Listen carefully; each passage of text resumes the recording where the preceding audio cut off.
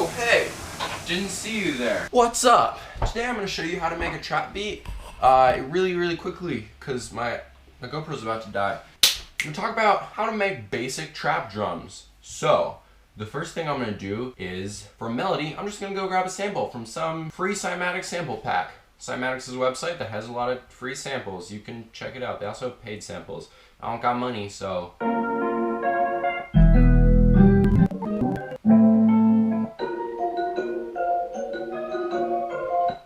There we go. We got a melody. Boom. Loop the melody. You got a melody. Now, I'm going to talk about drums today. Like I said, melody. What should you start with next? I don't know. It doesn't really matter. I'm going to start with a kick. So, I'm going to go to this sample pack because I got it recently. It was free. It's fun. I like it right now. Going to get a kick.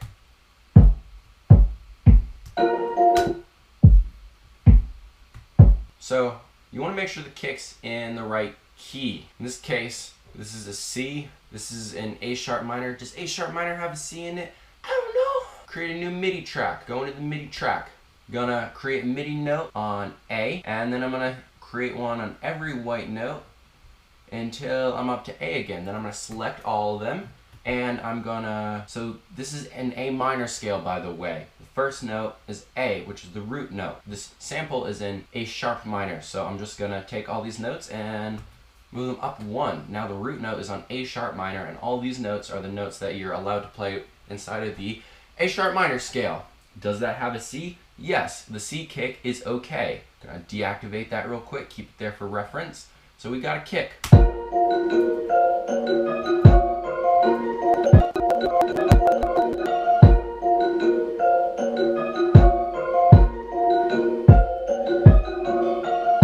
For a really basic beat, you can just put it on the first beat. You could go boom, etc. A little syncopation, a little switching it up is nice. Next thing I'm going to get is a snare. Boom. First snare is okay. Usually when you put your snare on your third and fourth beat, so it's like 1, 2, 3, 4. That's how you typically make a really basic rock kind of beat.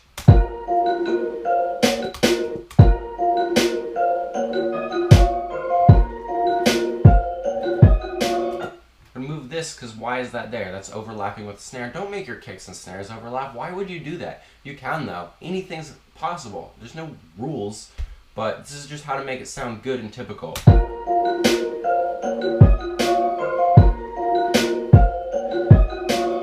That sounds pretty okay. Next thing's hi-hats. I could just get a hi-hat loop sample. Easy.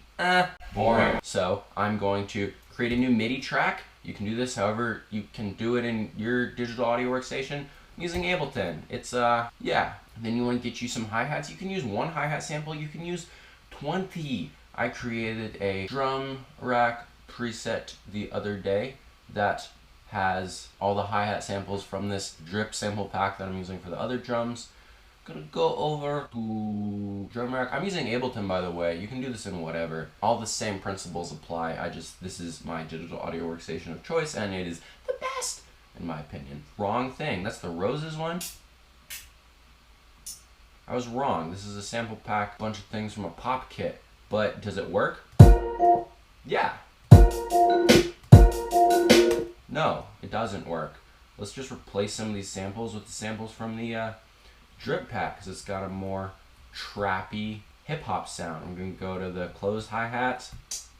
Boom. Bat. Cool. Do we need more? Let's get an open hi-hat. All you really need is a couple sounds. You can use one, like I said, you can use one hi-hat sample, but I like to use some more than one. Let's go. Boom. Lots of little hi-hats. Probably on 16th notes, I'm not sure. You can throw some hi-hat rolls in before the snares. I like to switch up the hi-hats and not do the same hi-hats for the rolls.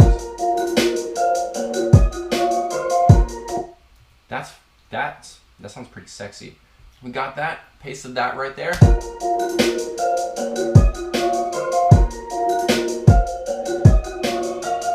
You know, that's pretty much all you need to do for those basic drums. What's it missing? Let's listen.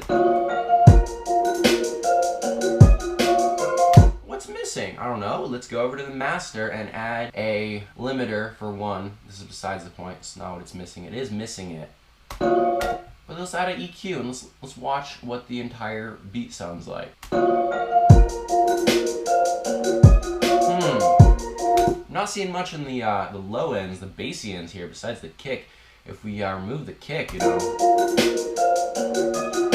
a little from the snare. That's weird. I'm gonna go to the snare, put an EQ on that.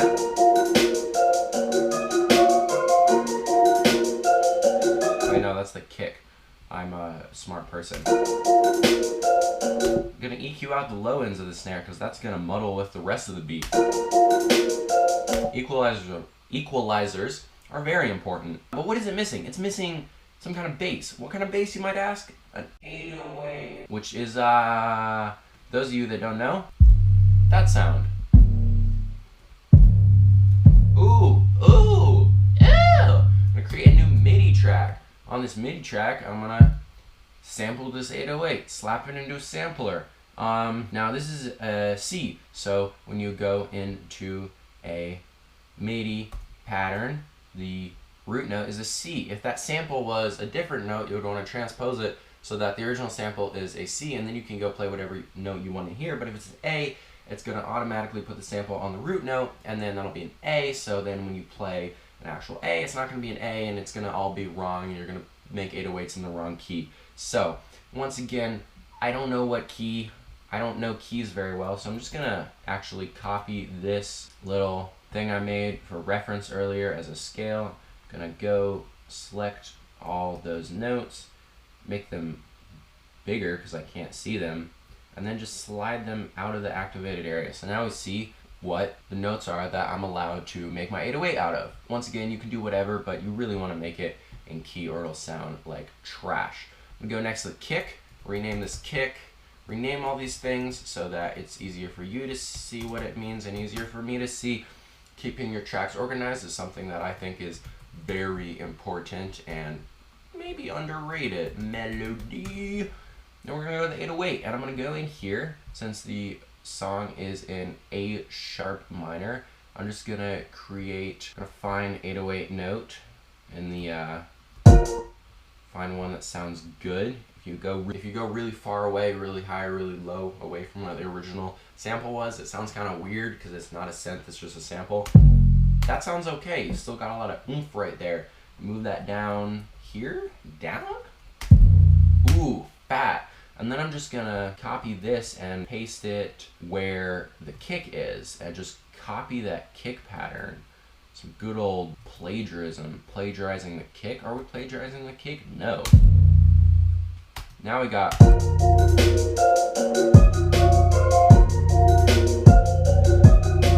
Boom. Now let's do some melodies to it.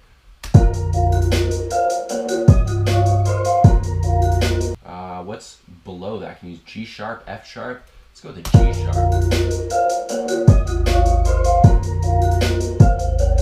Let's add a little oomph here, little extra bits.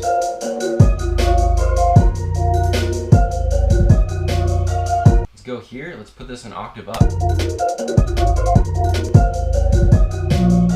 Let's take this. Let's copy it like that. Put this one an octave up. Let's put this one another octave up. Get us some be-do-do things going on in here.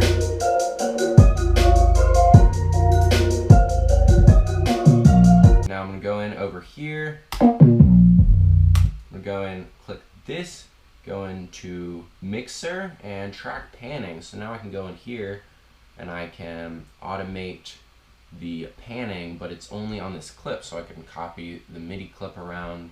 Still have the panning on it. It doesn't actually affect the track panning over here, even though it does. I don't know if that makes sense. You don't have to copy the clip and the automation. You can just copy the clip and the automation will be with it. It's easy. Boom.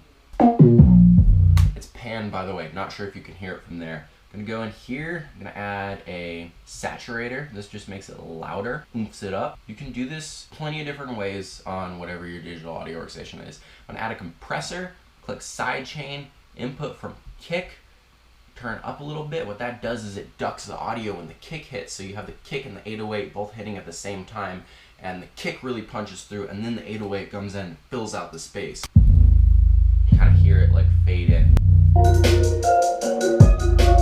And then I'm gonna do the automation this way because I don't think I can do it inside the clip. It's gonna be annoying. I'm gonna adjust the drive of the saturator. So, oh, that hurt my ears. Ow. So it really distorts those higher ones, makes them louder. Frick! Not gonna do that. That just hurts. I don't know how to get that volume right. Well, for one, I'm just gonna go over here and increase the velocity. That's even good. I don't need to do that much more. And then, like, you know, that's your beat. That's pretty much it. You can go in, you can add some more effects to things, but there's a beat, you know? Slap your tag on it. It's a vibe. Did that take me 5 minutes? No, it took like 10 or 15 total, but the video is gonna be shorter. Here we go. It's a vibe.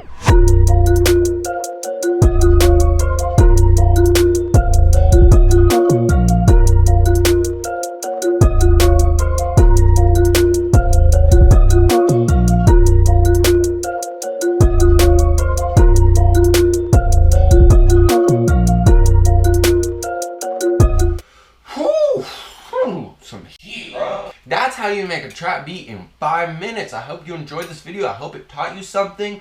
I hope you, I hope you enjoyed that beat. My new EP just dropped. Go click the link in the description to stream it. There's 5 fire songs for your enjoyment. Some of them are weird. There's 4 fire songs for your enjoyment and a 5th song potentially for your enjoyment. And if you liked this video, or if you didn't, please click that like button, hit that subscribe button, turn on notifications, bruh. I ain't got no views. I need to get my views up. I'm unemployed right now. I want to do music for a living. Help me do that. Thank you. Love you. Go stream the EP. I got you. I don't know what I said. I got too much gas in me, just like the earth. All up in my system and it's making me hurt. I do not want a 9-to-5 job. Wake up in the afternoon, 9-to-5 slot when I'm in the city.